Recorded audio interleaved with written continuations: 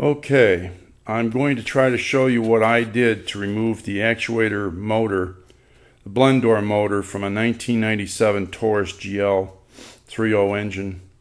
The section you're looking at here, this piece, is the ashtray section from the car. It actually is just below the actuator motor inside the dash there. If you take this out, you can access the motor fairly easily, the control box or whatever it is. To do that, there's tabs on the side here of this piece on both sides. It's pretty much old-fashioned, old-day type stuff, because that's what you used to do to remove an ashtray. You depress those fingers that you see there, depress those in, and then you can pull this ashtray out completely. And before you yank it out of there, make sure you pull off the 12-volt connector, which is the center point on that lighter doodad there. And then the other piece, the other wire connector, is a spade type of thing. It slides right off. Once you take those wiring connections off, you can take this out completely like this.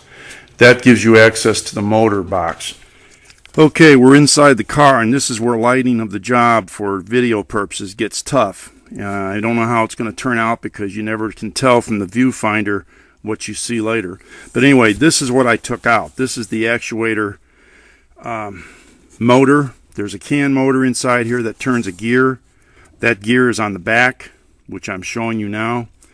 As I've seen in other videos and forums, this tends to go bad. If it goes bad and doesn't work, you probably will get no heat in your car. In the wintertime, that may not be fun, and that's the case here. This is mounted up there behind the ashtray in this position, and there's 1, 2, 3, there's 4 screws holding this on, just in the positions that you see. The toughest one to remove is the top one here. Not really a big deal if you have a thumb wheel ratchet, and the actual size of the socket in this case is an 8mm. I also have a smaller ratchet. I have a small extension. I used all of that to take this out, and the only other item you have to remove other than the motor itself is a bracket that's actually on the side. It kind of protects the blend door operator arm. And the trick here, and this is where I have to try to get this camera in position,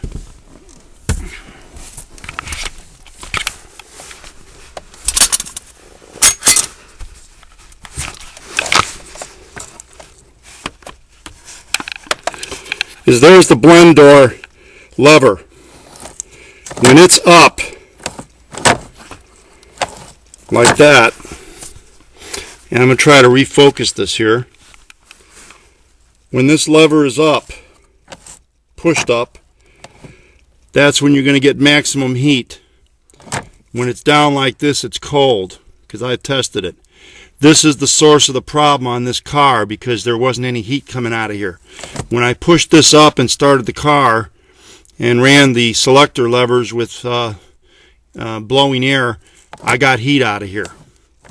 So actually, if you wanted to avoid paying for this motor box, this actuator box, which costs in excess of $40, you could just remove it and manually secure this up. I don't know how you'd do that, but that would have been my choice if I hadn't bought the motor.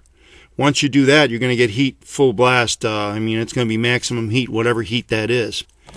Anyway, given all the other problems with the cooling system on this car, if your heater core is working to some degree, you should have warm hoses on both sides. In other words, you're going to get a fairly hot hose going into the car in the firewall, and you're going to get a warm one coming out. I presume you'll be able to test that. That's really the first thing you should do, is test the heater core hoses when the car engine is warmed up completely, to make sure that you have heat coming in and going out. Because if the core is blocked, this job is meaningless that I'm doing today. Well, anyway, this solves this problem. I'm going to remount this box trying to show you where it is would be tough with this camera, but I will show a frontal shot here.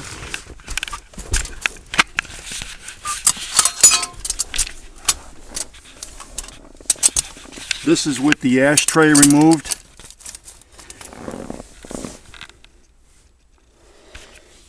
And if you can visualize it, it sits up in here.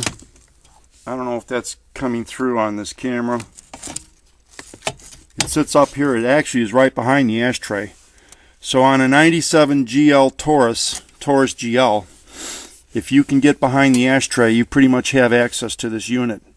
You could do it from underneath down here, but I'm not about to be a gymnast with my back. Incidentally, this is the new motor that I bought the other day. Identical. One thing I didn't mention, you have to disconnect the wiring harness out of this snap-in place here. It's similar to much like a phone line. You have to depress a tab and then you just pull back the harness.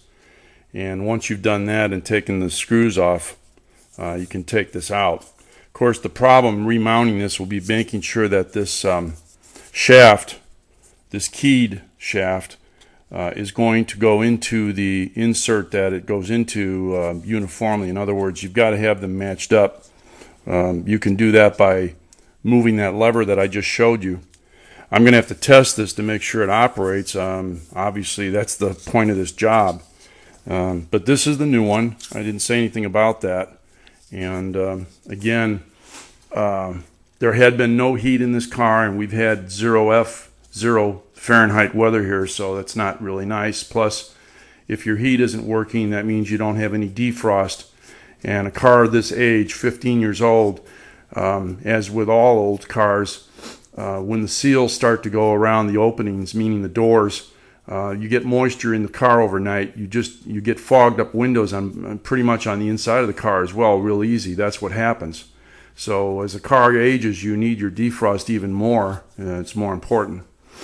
Anyway, again, as I said, I'm going to reinstall this new one, and if I have any problems with it, I probably would consider doing this as a manual job, because the person that owns this car definitely needs heat and lives out in a rural area. So that's the extent of my project video on this one. Just a follow-up to this 97 Taurus GL actuator motor, which controls the heat output on the interior cabin control. That would be the temperature control. In this case, it's a rotating knob that's highlighted with blue and red markings on your control panel below the radio.